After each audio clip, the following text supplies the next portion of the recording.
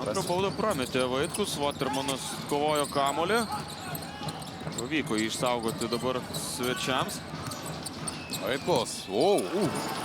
Pabandė užatakuoti Vardą. Visas likęs laikas dabar priklauso šeimininkams. Komanda skiria 3 taškai.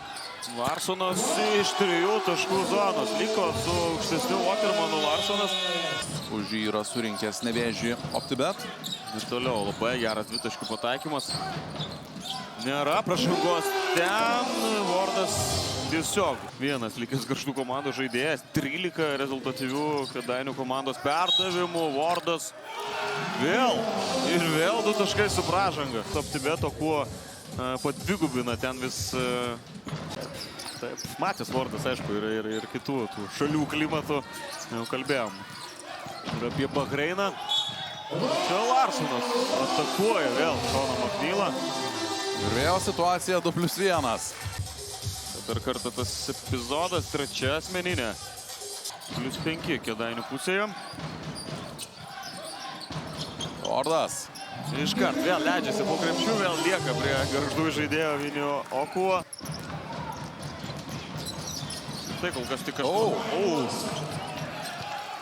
sėkmingai vėl gynyboje dirba Gargždų krepšininkai. Šį kartą į greitą ataką pereiti nepavyko. Pozicinis išpuolis. Majauskas prašė kamuolio. Okuo pagalba. Surastas Vardas. Ir dar 2 aukšto ūgio taškai. Tadas Kararinas aikštelėje. Kartu su juo ir Amandas Urkis. Prašau. Labai greitai atsidaro Urkis. Raketą reikės pavalyti, kur buvo nuvirtęs Larsonas. Urkis. Suklaidintas Vaitkus. Amandas Urkis. Nemažai poilsio sulaukė 3 kėlinio pabaigoje. Rezultatyviausias Gargždų krepšininkas šiandien. Gavrilovičius perimtas kamuolys ir dėjimas iš viršaus. Ieško pražangų, taip, bet ne pirmas kartas jau, kuomet tiesiog tokį sudėtingą metimą paleidžia per varžovus. Vardas. Wow. Čia dar kartą tas epizodas. Visiška dominacija. Wow.